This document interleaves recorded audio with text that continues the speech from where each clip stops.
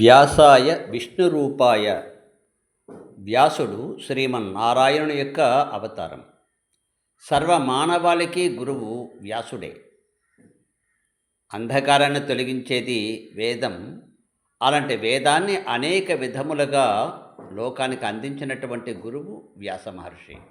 కనుక సమాజానికి అంతటికీ కూడా, మానవాళికి అంతటికీ కూడా గురువు వ్యాసుడే. వ్యాసుని యొక్క, గురువు యొక్క అనుగ్రహం ఉంటేనే భగవద్ అనుగ్రహం లభిస్తుంది. వ్యాసుడు నారాయణుడే కనుక వ్యాసుని అనుగ్రహం ఉంటేనే భగవద్ అనుగ్రహం లభిస్తుంది. వేదము కూడా మనని అంగీకరిస్తుంది. కనుక మనం వైదికులం అనిపించుకోవాలి అంటే, భారతీయులం అనిపించుకోవాలంటే వ్యాసుడిని పూజించాలి. అదే మన సనాతన ధర్మం. గురు పూర్ణిమ నాడైనా కనీసం వ్యాసుడినే పూజించాలి.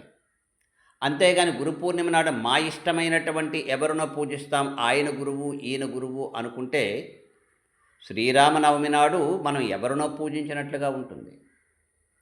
అలా చేస్తామా? కనుక ఆలోచించండి.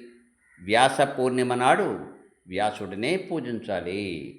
జై శ్రీమన్నారాయణ. ఇలాంటి బుద్ధి మీకు అందరికీ కలగాలని భగవంతుని ప్రార్థిస్తూ, ఇది మీకు నచ్చితే ఇంకా కొంతమందికి ఫార్వర్డ్ చేయండి. జై శ్రీమన్నారాయణ.